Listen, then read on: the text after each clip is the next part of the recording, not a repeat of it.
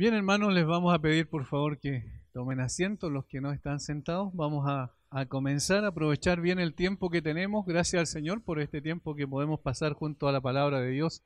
Siempre es un tiempo bien invertido, bien aprovechado sin duda y estamos contentos. Ya son alrededor de 55 exposiciones del Evangelio de Lucas. Estamos en el capítulo 6 y estamos en este precioso Sermón del Monte, reducido, como hemos dicho muchas veces en el caso de Lucas, más extenso en el caso de Mateo, pero más o menos trata los mismos temas y particularmente lo que tiene que ver con las bienaventuranzas. Las de Mateo son más, las de Lucas son menos, pero el sentido sigue siendo, manteniéndose íntegro del punto de vista que el Señor quiere mostrar el carácter de lo que es un creyente genuino.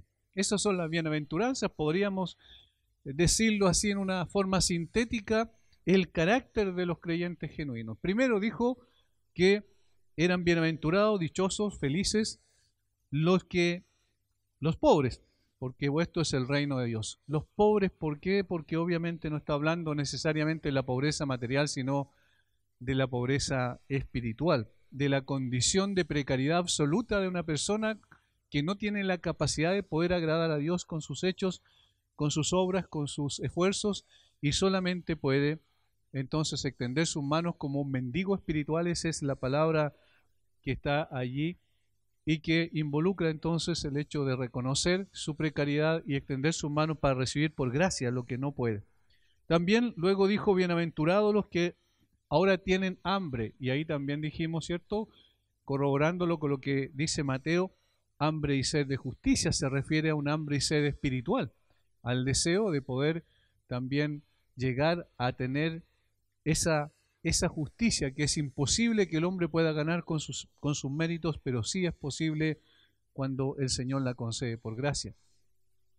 Y la tercera, bienaventuranzas, bienaventurados los que ahora lloráis porque reiréis. Y ahí está hablando, por supuesto, también de llorar, afligirse, ser sensible al pecado. Y finalmente termina con la cuarta bienaventuranza en el caso de Lucas. Mateo, como dije, más extenso en esto, pero Lucas termina con la misma bienaventuranza que termina Mateo, no obstante.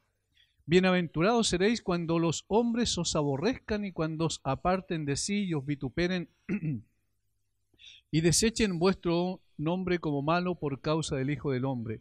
Gozaos en aquel día y alegraos, porque he aquí vuestro galardón es grande en los cielos, porque así hacían sus padres con los profetas.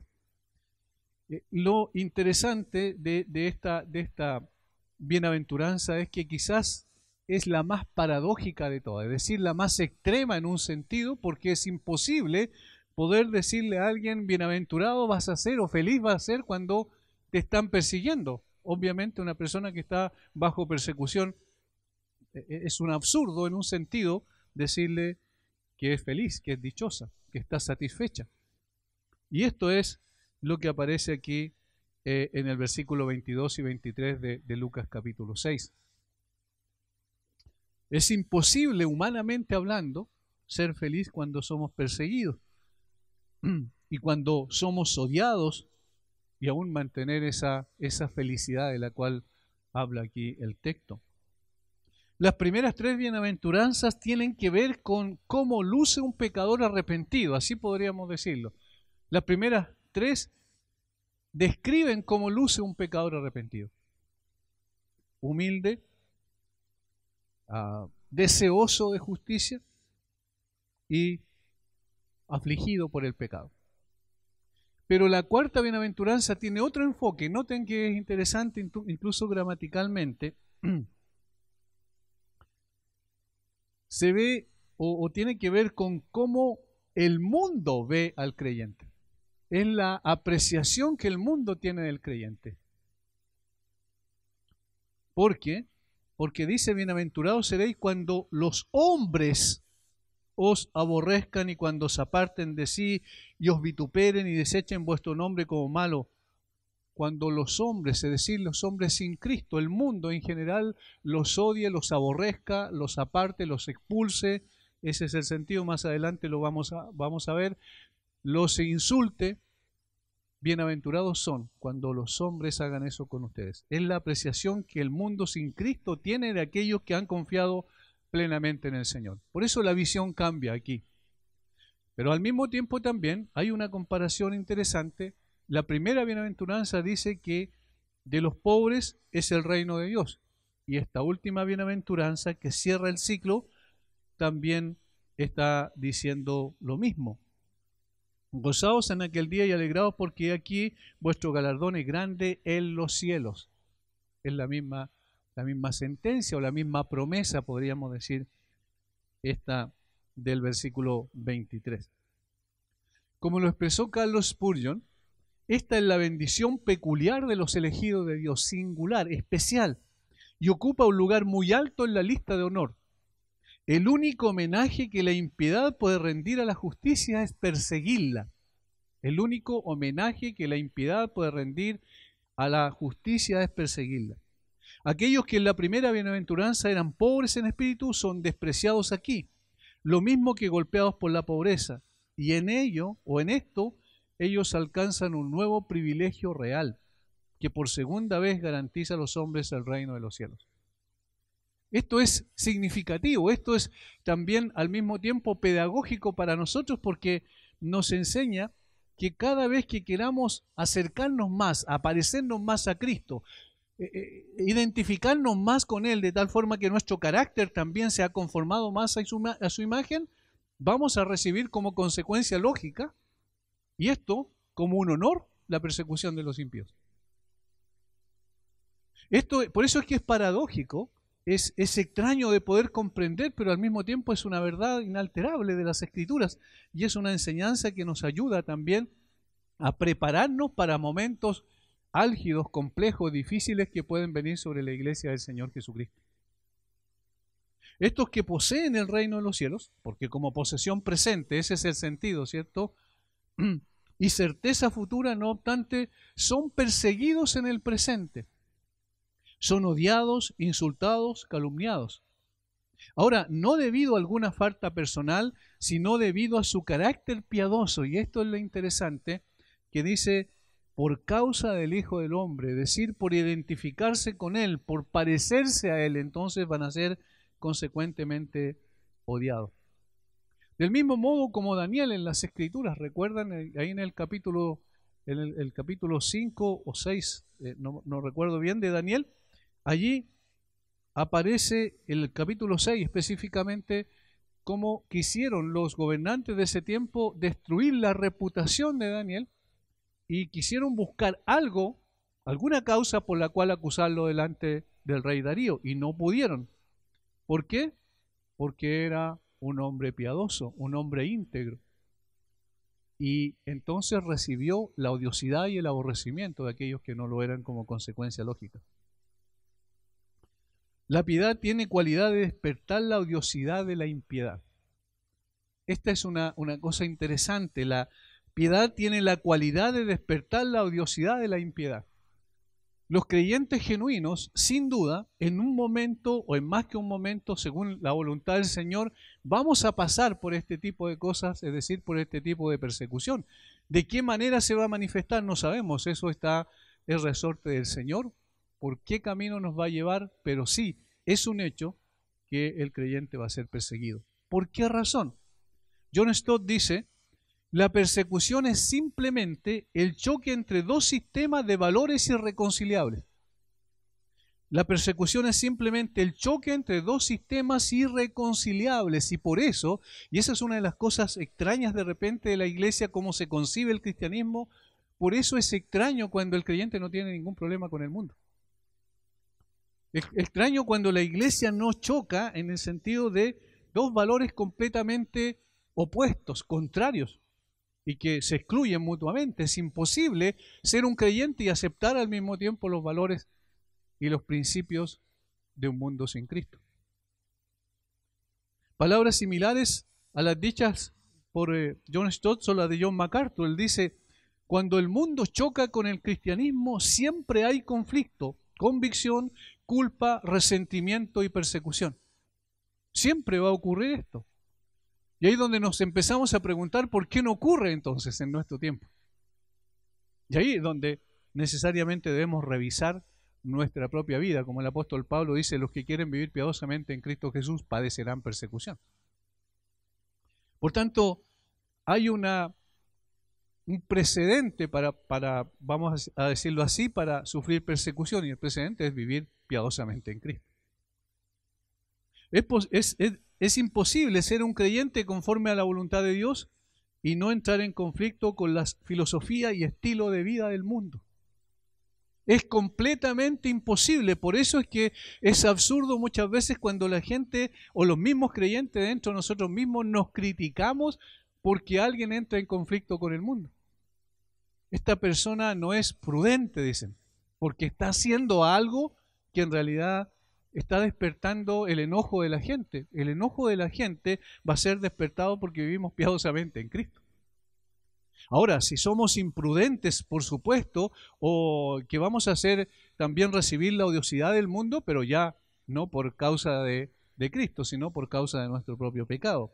Ahí es donde debemos tener cuidado con la forma en que entendemos esto.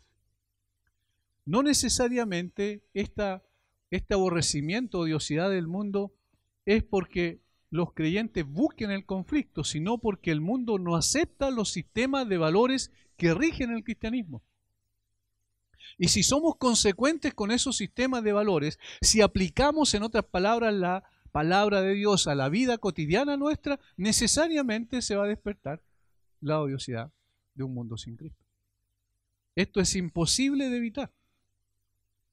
En la actualidad es mucho más fácil ilustrar esta realidad. Cada día vemos, por ejemplo, como el secularismo, con toda su inmoralidad a cuestas, parece asentarse en la sociedad sin contrapeso alguno. Cada vez es más fuerte esto, cada vez los sistemas de valores que antes eran vamos a decir, una reminiscencia de alguna manera del cristianismo bíblico o del cristianismo o de los principios judeocristianos, se mantenían de alguna manera frenada la impiedad de la gente, la manifestación de esa impiedad, al menos en el día de hoy, ya cada vez el cerco moral ha sido corrido y vemos que esto no es así. Lamentablemente, ahora es mucho más fuerte cómo el secularismo avanza y se instala en todos los sistemas de la sociedad, en toda la red social que nosotros tenemos, en la educación, en los gobiernos, en la justicia, en todos los ámbitos, vemos que el secularismo está avanzando sin contrapeso. Y si la Iglesia entonces predica y vive conforme a lo revelado en las Escrituras, sin duda despertará la animadversión del mundo que le incomoda profundamente ser cuestionada por la piedad de los creyentes. Aún sin palabras, un creyente genuino que viva piadosamente en Cristo va a ser resistido por los demás porque no participa de la misma filosofía y estilo de vida que los demás. Y eso es lo que Jesús está anticipando aquí a sus discípulos. Nosotros vamos a abordar esta bienaventuranza por medio de una sencilla división derivada del mismo texto. Primero, veremos la realidad de la persecución. Jesús no dijo que si es posible que sean perseguidos, sino que dijo cuándo ocurra esto. En segundo lugar, veremos el carácter de la persecución. En tercer lugar, veremos la causa de la persecución. Y en cuarto lugar, la reacción ante la persecución. Reitero estos puntos que nos guían en el estudio. La realidad de la persecución, el carácter de la persecución, la causa de la persecución y la reacción ante la persecución. Vamos entonces a lo primero, la realidad de la persecución. Dice el Señor Jesucristo, bienaventurados seréis cuando los hombres os aborrezcan y cuando os aparten de sí. Y aquí podríamos añadir sin dañar el texto, y cuando os vituperen y cuando desechen vuestro nombre como malo. Es decir, cuando pasemos por esto, el Señor nos está diciendo puede ser posiblemente, quizás, sino que está haciendo una afirmación categórica de realidad absoluta. Esto va a ocurrir. Necesariamente tiene que ocurrir porque de esa manera se manifiestan los que son de Cristo y los que no lo son.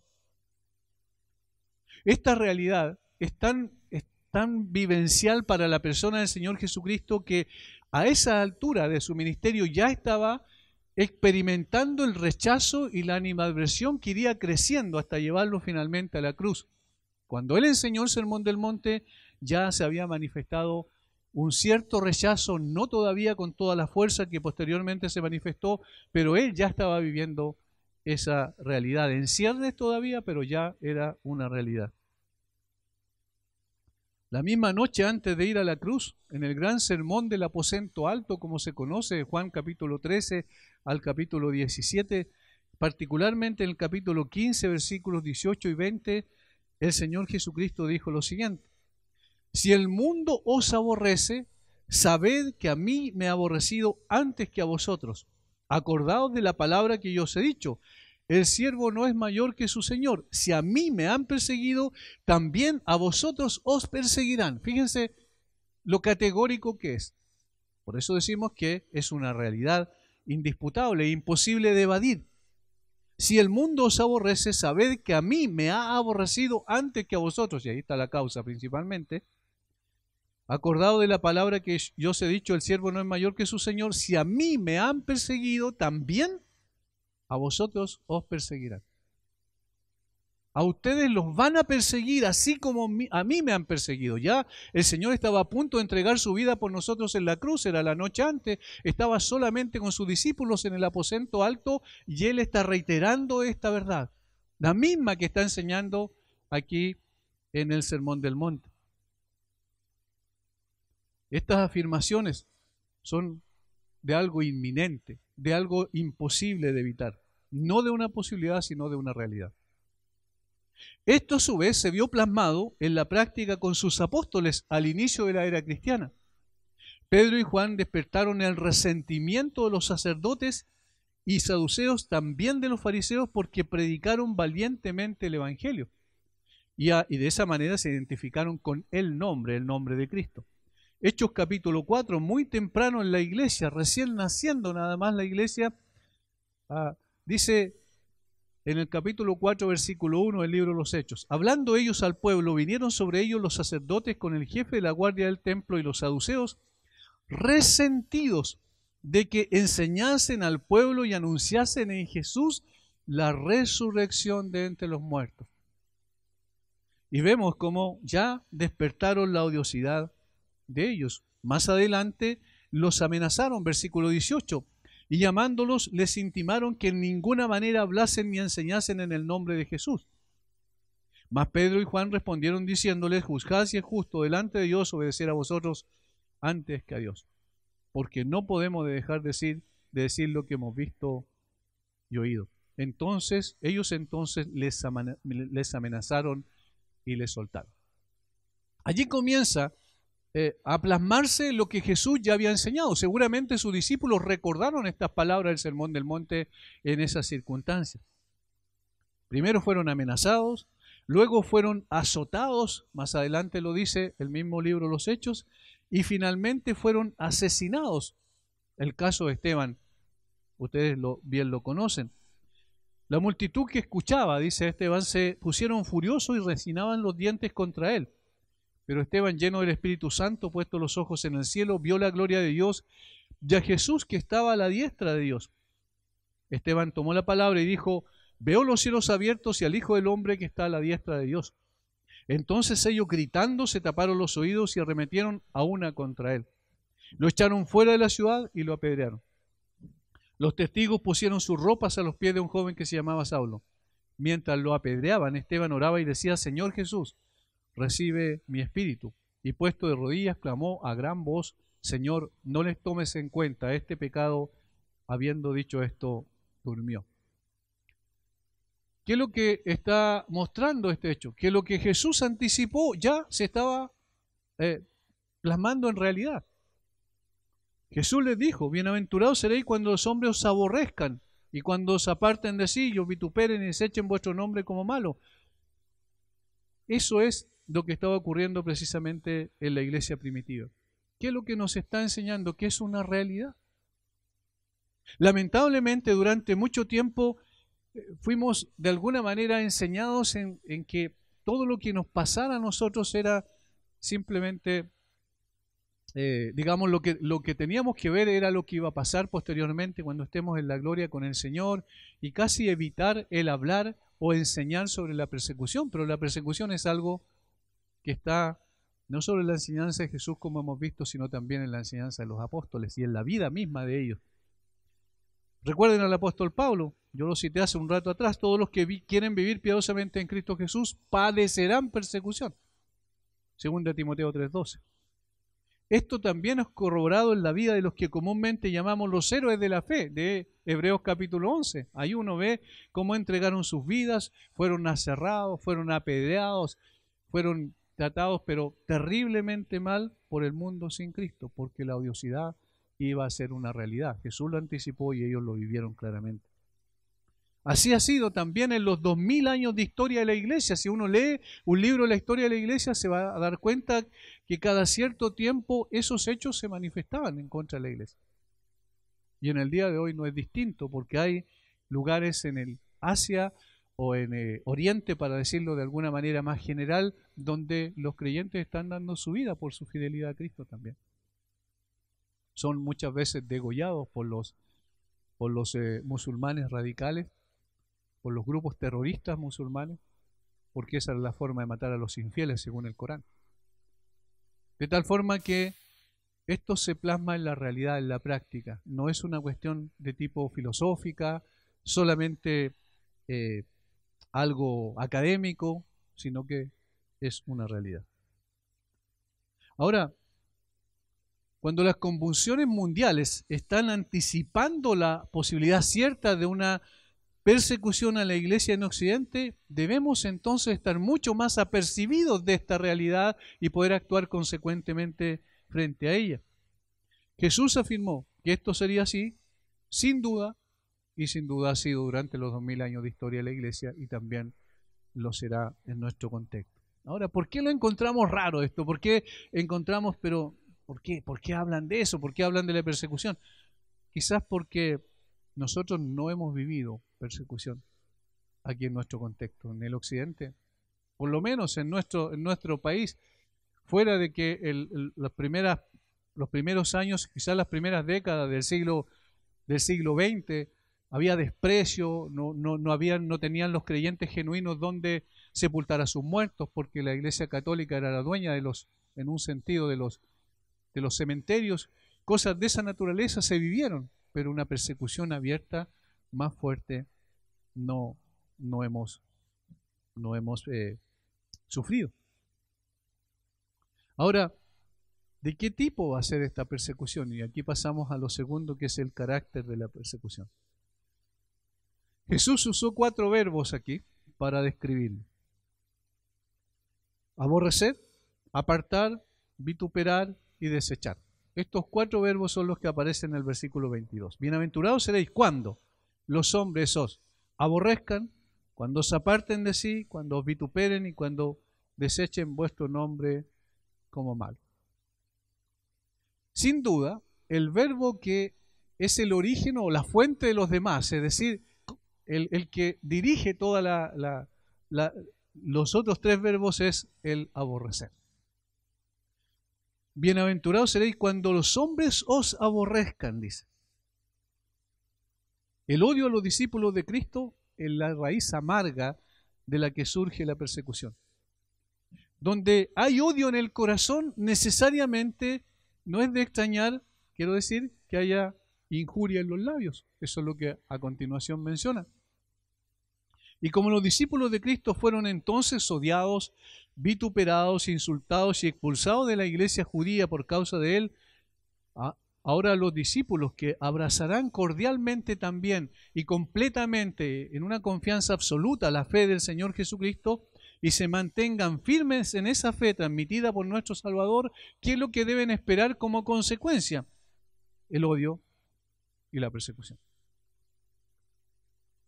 Lamentablemente, como yo mencioné hace un momento, nosotros nunca, y digo lamentablemente porque la persecución tiene una cualidad especial que hace bien a la iglesia. ¿Y cuál es esa cualidad? Que purifica a la iglesia, que hace más firmes las convicciones de los verdaderos creyentes, al mismo tiempo que deja en evidencia la falsedad de una de una mera profesión de fe. Por tanto, es bueno que nosotros seamos perseguidos y allí podemos ir entendiendo un poquito más adelante, lo vamos a ver de una forma más detallada, la razón por la cual el Señor quiere llevarnos igualmente por la persecución. Despertar el odio y el aborrecimiento de las personas sin Cristo es algo básico, es algo que sí necesariamente va a ocurrir cuando nosotros estamos representando adecuadamente a Cristo.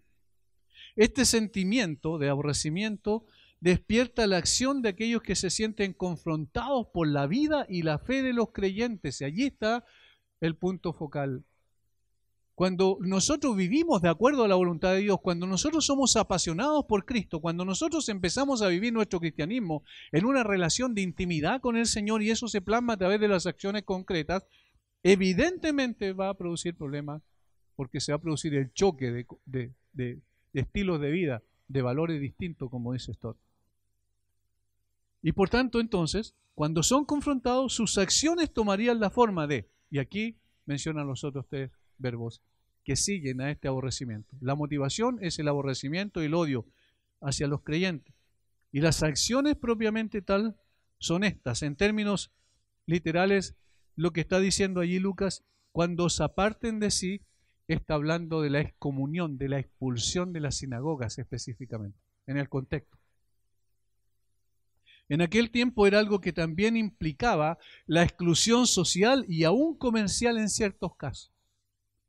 Es decir, las personas que seguían al Señor Jesucristo necesariamente iban a ser expulsadas de las sinagogas porque el judaísmo no tenía nada que ver con la fe que el Señor Jesucristo estaba enseñando. Ya hemos visto que el judaísmo era una distorsión, al menos en el tiempo del Señor Jesucristo era una distorsión de la ley de Dios, de la palabra de Dios en el Antiguo Testamento. Habían añadido una cantidad de leyes legalistas que nunca el Señor había dado para hacer más estricto supuestamente el cumplimiento de la ley.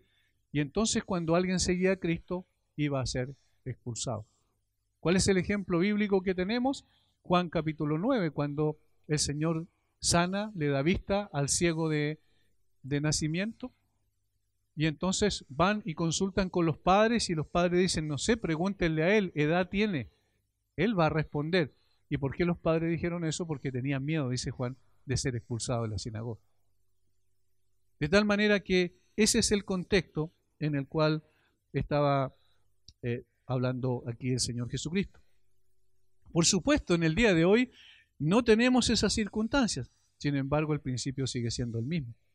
Puede que también tome la forma de excomunión en caso de los mismos creyentes que sean expulsados arbitrariamente de una iglesia, por ejemplo, sin más razón que su piedad, o que sean una exclusión social, como parece más plausible que ocurra en los tiempos en que estamos viviendo, con todas sus implicancias, pérdida de empleo, acoso laboral, exclusión y hostigamiento en las universidades, entre otras cosas.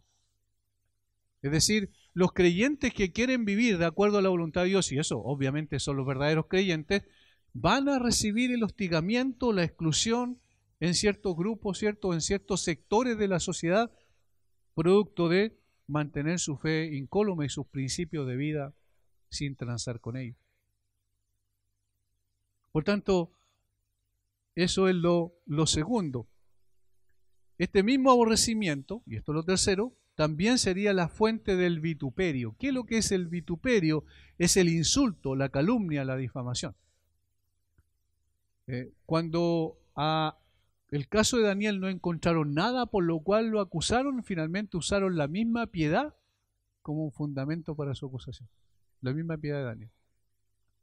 Cuando al Señor Jesucristo lo llevaron frente a las autoridades judías para condenarlo, no encontraron absolutamente nada por lo cual debía ser condenado. Aún Pilato dio testimonio de que Jesús era justo. Sin embargo, ¿qué hicieron entonces? Trajeron a testigos falsos. Y lo acusaron igual y lo condenaron igual. Esto pasa podríamos decir, de la exclusión social, en este caso, ¿cierto? En términos prácticos en el día de hoy, a también al insulto, a la difamación y a la calumnia. Eso es lo que dice Mateo, nos ayuda también en este sentido, amplía más el término. Todo esto está implícito en la palabra vituperio, es un insulto vil.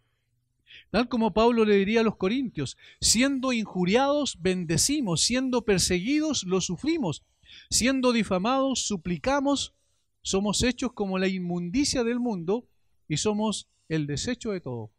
Primera de Corintios capítulo 4 versículos 12 y 13.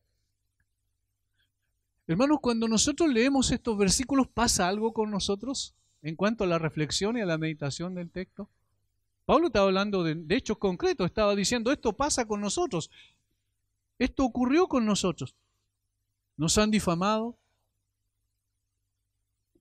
somos la inmundicia del mundo, somos el desecho de todo. Claramente esto había ocurrido con el apóstol Pablo. El odio despierta el insulto, del mismo modo como ese mismo odio, y esto es lo cuarto, despierta el desprestigio de aquellos a quienes se odia. La frase desechen vuestro nombre como malo, esta es una forma cruel de desprestigio. Es un ataque a la reputación de una persona. El sentido de la frase es que los creyentes serían estimados y tratados como los peores de los hombres y estigmatizados de la manera más vil imaginable. Como, por ejemplo, acusaban a los creyentes en el primer siglo, los primeros siglos, de ser caníbales, porque ellos celebraban la cena del Señor, donde, figuradamente, bien sabemos, comían la carne y la sangre del Señor Jesucristo. Eran también difamados como ateos, porque ellos no creían en la multiplicidad de dioses, creían en un solo Dios verdadero y en la persona de Jesús. Y los romanos normalmente y los paganos decían que eran ateos. Eran difamados porque decían que tenían orgías sexuales cuando se reunían, porque se saludaban con un beso. ¿Entienden? Es decir, la idea era destruir el nombre de los creyentes, el buen nombre de los creyentes, destruir su reputación. Y hermanos, a eso también podemos estar expuestos en el día de hoy y probablemente vamos a estar expuestos en el día de hoy, particularmente en un mundo donde la mentira es la que más se propaga, donde muchas veces la conspiración se dice que es una verdad y la verdad se dice que es una conspiración. Es decir, donde se cambian los roles y la mentira aparece como verdad y la verdad aparece como mentira. Tratan de destruir la verdad a través de una serie de subterfugios, especialmente los medios masivos de comunicación. Nosotros estamos expuestos a eso.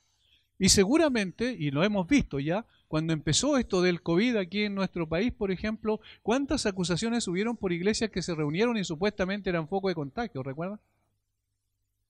Pero no decían absolutamente nada de otros lugares que eran focos de mucho más contagio. ¿Por qué?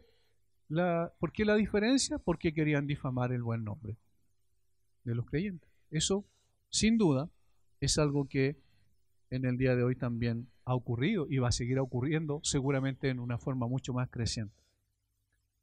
A juzgar por lo que vemos hoy, aún no ha llegado, ¿cierto?, totalmente a esos extremos que vemos aquí. Sin embargo, en la misma Biblia ya vemos de qué manera alcanzó ese cenit, no solo al desprestigio, sino también al asesinato. Tal como ocurre hoy en los países donde rige la ley Sharia, que le llaman los musulmanes, y en los países totalitarios donde impera el ateísmo radical, por ejemplo, China y Corea del Norte, donde la persecución a los cristianos es mucho más fuerte y radical. Por tanto, nosotros como Iglesia del Señor Jesucristo, en lugar de pensar que no hemos llegado a este punto, debemos más bien preguntarnos por qué no hemos sido perseguidos a estos extremos. Y eso nos lleva al tercer apartado, la causa de la persecución. ¿Por qué no hemos sido perseguidos como realmente la Biblia dice que vamos a hacer si en realidad vivimos piadosamente en Cristo? ¿Por qué si el Señor Jesucristo lo afirmó? ¿Por qué si sus apóstoles los experimentaron al punto que la mayoría fueron muertos por causa del Señor Jesucristo? ¿Por qué no ocurre eso en el día de hoy? Y aquí el Señor Jesucristo dice cuál es la causa de la persecución, y esto hay que tenerlo muy claro. No se trata de ser perseguidos por ser pecadores, ¿cierto? No se trata de ser perseguidos por levantarnos contra la ley civil en una forma arbitraria, sin ningún sentido, sin ningún propósito. No se trata de ser perseguidos o encarcelados porque cometemos algún delito, porque eso es lógico que ocurra. No, se trata de ser perseguidos por causa de Cristo. Eso es lo que dice aquí el Señor. Por causa de la justicia, dice Mateo. Por causa del Hijo del Hombre, dice Lucas. Mateo dice, por mi causa. Jesús dijo que la causa o la razón por la que seremos perseguidos es por nuestra identificación con Él, con su persona y con su palabra.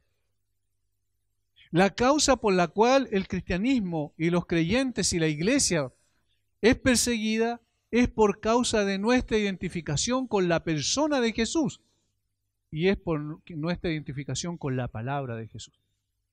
Porque necesariamente la persona y la palabra de Jesús son una unidad indivisible. Cuando nos identificamos con el Señor Jesucristo, estamos expresándolo de un modo no solo verbal, sino también vivencial. Es decir, la identificación con Cristo no tiene que ver solo con lo que decimos, sino tiene que ver con lo que vivimos. Y por eso no hemos despertado quizás la odiosidad que naturalmente se va a manifestar contra los creyentes porque no estamos viviendo de la manera que podamos reflejar a Cristo.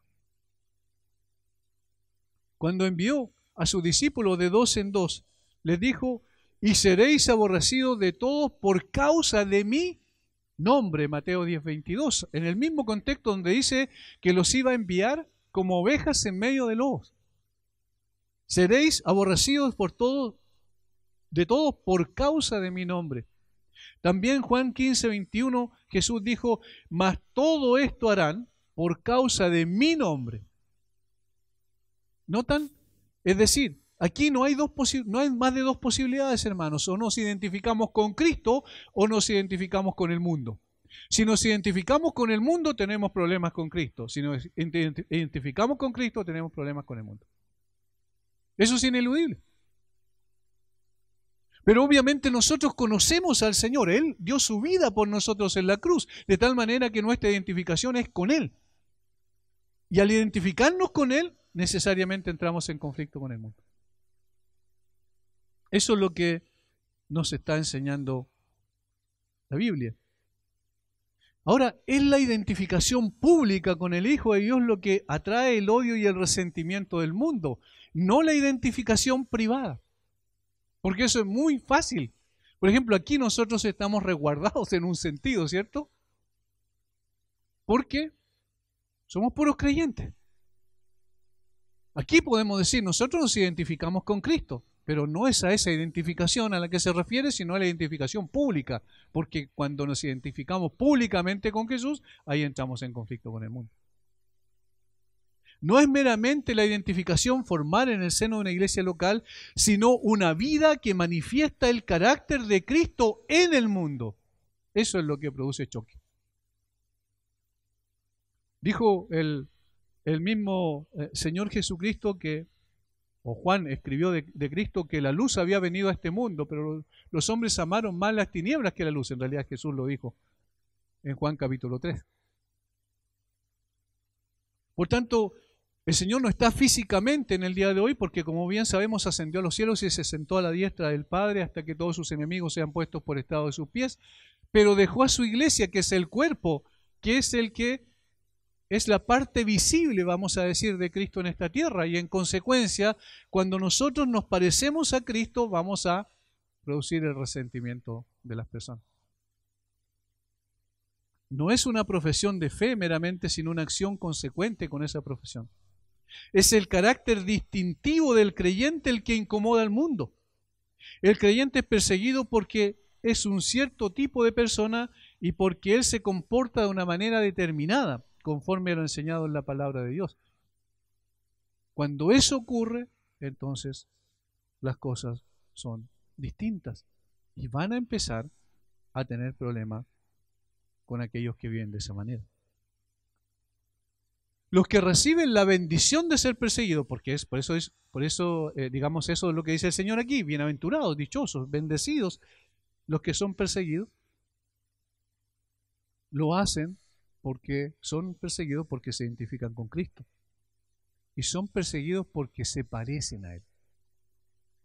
El escarnio, la persecución y la calumnia son las ocasiones de las bendiciones, no el castigo para la maldad. Esto es interesante, voy a repetir esta frase porque resume de alguna manera lo que hemos dicho. El escarnio, la persecución y la calumnia son las ocasiones de las bendiciones, no el castigo por la maldad, sino que es una bendición para el creyente. ¿Por qué? Porque está representando correctamente a Cristo. Está dejando en evidencia que Él es verdaderamente un hijo de Dios, que es un seguidor de Cristo, que no lo dice meramente con sus palabras, sino que lo está plasmando en la práctica, en la realidad, con sus hechos. Es una persona que considera a Cristo en primer lugar en su vida. Es una persona que eso lo vive en su trabajo cotidiano.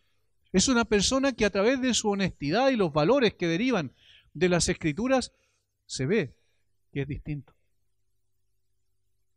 Y eso debe considerarse como una bendición. Eso es lo que está diciendo el Señor. Ahora, ¿quién va a ser perseguido? Aquellos que se caracterizan por tener un carácter cristiano serán perseguidos. Ellos son justos, es decir, son aquellos que tienen una posición correcta delante de Dios basado en la muerte y resurrección de Cristo, justificación. Son como Cristo. Ellos son perseguidos por el carácter y la calidad de sus vidas. Ellos defienden los estándares de Dios y de la justicia y se niegan a transigir en el mundo. Y esto es importante que lo tengamos claro, especialmente en el día de hoy, donde hay una especie de apostasía que cada vez crece más dentro de la iglesia profesante, vamos a decirlo, no necesariamente la iglesia real, pero la iglesia profesante, donde lo que ocurre muchas veces es que hay gente que dice ser creyente y al mismo tiempo no tiene ningún problema en seguir y defender el marxismo, por ejemplo, que es una doctrina y una ideología completamente atea y contraria a Cristo. O personas que dicen ser creyentes y no tienen problema de defender el aborto, porque dicen que es un derecho de la mujer. Eso es un absurdo total. Esas personas no van a recibir ninguna persecución, porque se identifican con el mundo, no con Cristo. Pero cuando se mantienen los estándares de Dios de justicia y se niega a transigir esto o negociar con el mundo, entonces es seguro que por esa causa precisamente vamos a ser perseguidos. Debido a nuestra identificación con Cristo como sal y luz del mundo, el creyente no puede tolerar las normas del mundo. Cualquier persona que entra en comunión con Jesús, dijo un teólogo, debe someterse a una transvaloración de los valores, es decir, colocar los valores del Señor por sobre el mundo implica entonces un conflicto inmediatamente. La piedad trae consigo la hostilidad del mundo por causa de Cristo, por seguir a Cristo. Por tanto, esos son los perseguidos, aquellos que sí se identifican adecuadamente en la práctica, no solo en las palabras, no solo en el discurso, no solo en la teoría, sino en la vivencia con el Señor Jesucristo. Pero aquellos que son menos profesantes, que son felices guardando externamente las disposiciones de un sistema religioso, que no sienten ningún deseo de estar con el Señor diariamente, en comunión con Él, leyendo su palabra, meditando, orando, buscando su rostro, que se conforman con que su nombre esté escrito en el libro de membresía de una iglesia y que solamente se conforman porque fueron con haber sido bautizados, como si el bautismo tuviera algo mágico que los transformara inmediatamente en personas que los lleve al cielo. Cuando se tiene ese concepto equivocado, cuando hay personas que no lloran por sus pecados, que no se ven como mendigos espirituales dependientes totales de la gracia de Dios, que no tienen hambre y sed de justicia, que no se preocupen esas personas porque no serán perseguidos. No serán perseguidos porque tener una religión privada es lo más fácil que puede haber. Es lo más fácil, eso se aprende. Y se aprende muy pronto, incluso se aprende cuando son niños muchas veces. Pero el vivir a Cristo es otra cosa. Y todos los que vivan a Cristo van a ser perseguidos. Todos aquellos que tengan una religión formal externa no van a ser perseguidos. Esto es solo para los verdaderos creyentes, la persecución. Aquellos que se identifican con Jesús diaria y públicamente, no solo por lo que dicen, sino principalmente, como hemos dicho, de la manera en que viven. Recuerdan, los fariseos odiaban a Jesús. ¿Por qué? Por su justicia y su santidad. El carácter de Jesús les era molesto. Y eso lo vemos claramente en la pesca milagrosa, cuando el Señor Jesucristo está en la barca de Pedro, que era una barca pequeña en esos tiempos, cuando le dice que eche la red y finalmente atrapan una gran cantidad de peces. La primera reacción de Pedro es lo que muestra qué es lo que reflejaba Jesús a través de su carácter, justicia y santidad. ¿Recuerdan qué fue? Cayó de rodillas y dijo: apártate de mí, Señor, que soy hombre pecador. ¿Cómo pudo ver su verdadera realidad? Delante de la santidad y la justicia de Cristo. Ahora, en el caso de Pedro fue para una bendición porque lo llevó al arrepentimiento, pero en el caso de los fariseos fue para maldición porque los fariseos se encolerizaron cada vez más porque el Señor Jesucristo reflejaba su condición pecaminosa. Lo aborrecieron profundamente, lo intentaron apedrear varias veces y finalmente lo mataron, incluso violando sus propias reglas, porque Jesús dejaba en evidencia la maldad de sus corazones. Esa es la causa del aborrecimiento, ¿se fijan? La maldad de los corazones, reflejado por la santidad o la piedad de Jesús. Él era la luz verdadera que venía a este mundo, pero los hombres amaron más las tinieblas que la luz, porque sus obras eran malas y quedaban en evidencia. Ahora, si vivimos como Cristo, vamos a padecer persecución. Eso es imposible de evitar. Si nos identificamos con Él, seremos odiados y maltratados por el mundo. No es que nosotros busquemos eso, sino que va a ser la reacción natural. Porque si realmente estamos viviendo de acuerdo a la voluntad de Dios, entonces la gente, lo que va a ocurrir es que no les va a gustar el ser confrontados con esa forma de vida.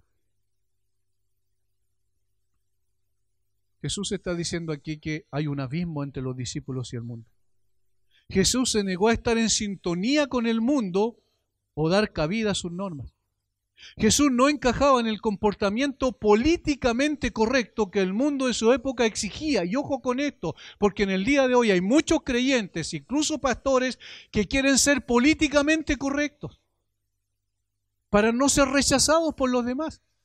Incluso esas personas critican a los otros que se identifican mucho más con Cristo y que en consecuencia están en contra de la normativa terribles que están surgiendo en tantas partes del mundo, como la legislación del aborto o como muchas otras cosas que traen consigo menosprecio a la vida humana, la misma vida creada a la imagen y semejanza de Dios. No se puede ser políticamente correcto y ser un buen seguidor de Cristo, es imposible. Porque como dije antes, o nos identificamos con el mundo o nos identificamos con Cristo, pero las dos cosas son imposibles. El apóstol Pablo lo dijo muy bien cuando dijo que él había muerto al mundo y el mundo había muerto para él, y se refería a la filosofía del mundo, por supuesto, no se refería a las personas, sino a la filosofía que estaba detrás de los hechos. Y hermanos, esa es una de las cosas que a mí me preocupa hoy día grandemente, que nosotros los creyentes no seamos capaces de discernir la filosofía que hay detrás de los hechos. Muchas veces estamos observando solamente los hechos.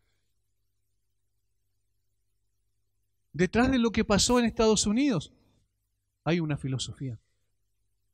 Detrás de lo que pasó el 11 de octubre del año pasado en Chile hay una filosofía. Detrás de lo que pasó y lo que está pasando con esta pandemia hay una filosofía. No podemos ser ignorantes de eso. Y esa es la filosofía que dice el Señor Jesucristo con la cual no podemos identificarnos. ¿Recuerdan? Como le dice a los creyentes Juan, les advierte que si nos identificamos con el mundo y las cosas que hay en el mundo, entonces no estamos con el Señor.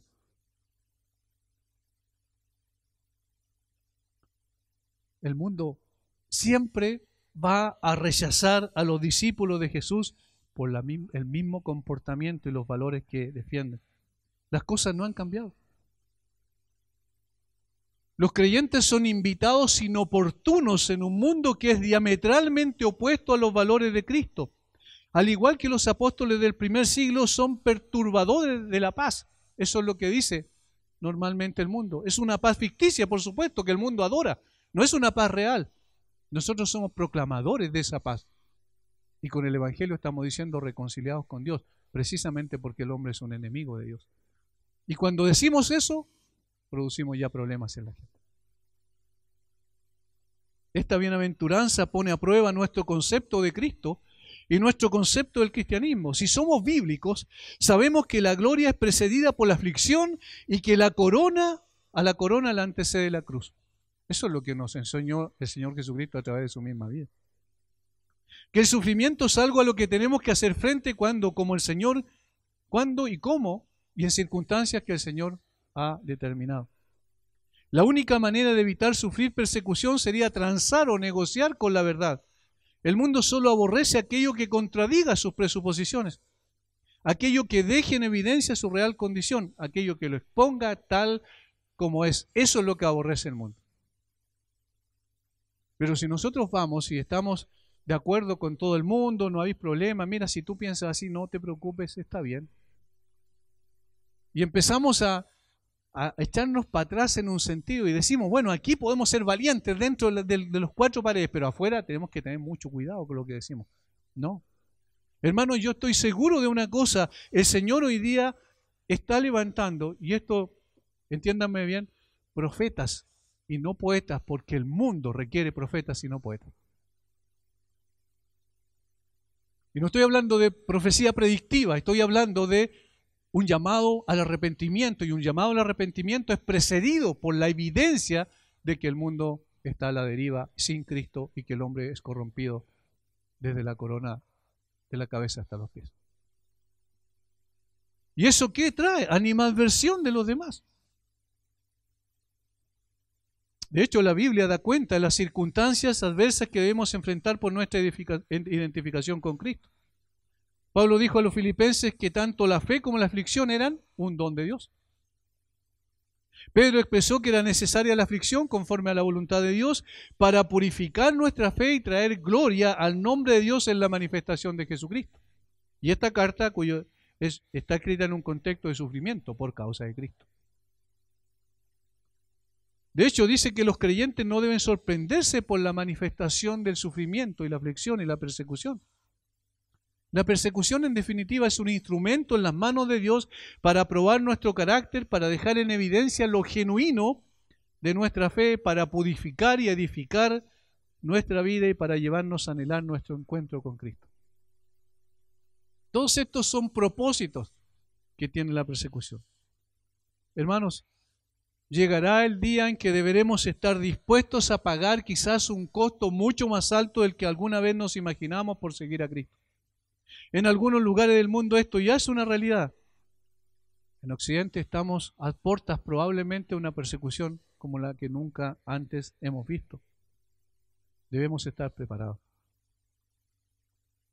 Ahora, hemos visto la razón o la causa de la persecución, pero queda la pregunta: ¿para qué el Señor nos lleva por estos valles dolorosos? Y esto nos conduce al cuarto y último punto que quiero tratarlo brevemente: la respuesta a la persecución. Versículo 23. Gozaos en aquel día y alegraos, porque he aquí vuestro galardón es grande en los cielos, porque así hacían sus padres con los profetas. Jesús describe nuestra actitud diciendo: regocíjense y estén alegres. La palabra original para estar alegres es el significado de un verbo que significa dar un salto en gran manera.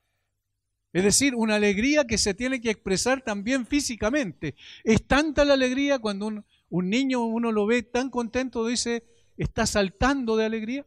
Ese es el término. Es un término bien específico. Es una alegría que hace que la gente haga algo físicamente, incluso externamente. Esta alegría no cambia cuando cambian las circunstancias. Podemos traducirlo: se regocijan con mucho gusto muy contento, están sumamente alegres o literalmente saltar de alegría. Y por tanto tendrán también recompensa de profeta. La idea es que así como los profetas fueron perseguidos, ellos también deben esperar ser perseguidos. Es difícil encontrar un profeta que fue aceptado por el mundo, incluso por el pueblo de Israel en general. Al contrario, todos fueron rechazados. Esta identificación con los profetas indica que así como los profetas recibieron su recompensa, ellos también irán a tener su recompensa. Y esta identificación con los profetas indica el hecho de que serán perseguidos, de que ser perseguido es una prueba positiva de que son similares a los profetas y por lo tanto disfrutarán tanto de lo que sufrieron como de lo que recibirán. Ahora, la mención de la recompensa no es para darnos un soborno, para decir, mira, tienes que buscar la recompensa como fin último. No. Aquellos cuyos ojos solo estaban puestos en una recompensa no serían bienvenidos ni genuinos. Servimos al Señor por lo que Él es. El punto era que habiendo elegido caminar en el camino de Dios, esto era algo que podían esperar. Fue un incentivo mientras estaban en el camino a la gloria. Hermanos, estas verdades deben impulsarnos entonces, motivarnos a vivir conforme a la voluntad de Dios y fortalecer nuestra vida para enfrentar la persecución. El apóstol Pablo demostró en su vida que un cristiano maduro se regocija mientras está siendo perseguido. ¿Recuerdan Pablo y Silas en Filipo? Después de todo el sufrimiento de que fueron objetos esa noche metidos en un cepo donde tenían las piernas y la cabeza en el cepo, donde no se podían mover, donde estaban todos ensangrentados por el castigo del que fueron objeto, en una cárcel que eran verdaderas cuevas insalubres, llenas de ratones probablemente. ¿Qué es lo que hicieron Pablo y Silas? Estuvieron adorando al Señor. Manifestaron su gozo sabiendo que estaban sufriendo por causa de Cristo, no por algo malo que habían hecho, y entonces ellos hicieron un servicio de adoración en la casa. Eso es lo que está diciendo aquí el Señor Jesucristo. Esta es la actitud que debemos tener frente a la persecución. No empezar a victimizarnos y a lamernos las heridas, sino a levantar nuestra vista al cielo y dar gracias al Señor que nos permite pasar por ese valle complejo, difícil, que quisiéramos evitar. Sin dudas es así, somos seres humanos, pero que si es traído por el Señor, entonces entendemos que tiene una recompensa especial en los cielos. Esta es la actitud, la respuesta que el Señor espera de nosotros cuando debemos enfrentar la persecución por causa de su nombre, por nuestra identificación con Él. Hermanos, el Señor nos ayude a poder vivir de esa manera, nos prepare desde ya. Y todos los días estoy orando por la iglesia para que el Señor nos prepare, para que cuando llegue el momento no transemos con la verdad y no cambiemos bajo ninguna circunstancia la verdad por estar bien con los hombres. Es mejor estar mal con los hombres y bien con Dios que mal con Dios y bien con los hombres. El Señor nos ayude. Padre, gracias por darnos otra vez el privilegio de estar alrededor de tu palabra. Qué bueno es, Señor, como tú preparas nuestro corazón, nuestra vida. No nos dejas a la deriva, sino que nos instruyes por tu palabra. Pero no solo, Señor, en términos teóricos, sino también observamos la propia vida de Jesús. Observamos la propia vida de los seguidores de Jesús, de los apóstoles. Y a dónde terminó su vida aquí en la tierra. Y sabemos, Señor, que también nosotros hemos de ser preparados para ese tiempo. Porque reconocemos que como seres humanos podemos, Señor, echar un pie atrás cuando las cosas vienen mal. Como personas, como seres humanos, podemos, Señor, ser ablandados por la persecución. Y por eso queremos pedir que tú nos prepares para ese tiempo especial donde hemos de luchar, por supuesto, bajo tu guía y tu dirección y con tu poder. Danos de tu gracia, Señor, para vivir como tú quieres que vivamos y reflejar a Cristo como tú quieres que lo reflejemos. Bendice a mis hermanos en el nombre de Jesús. Amén.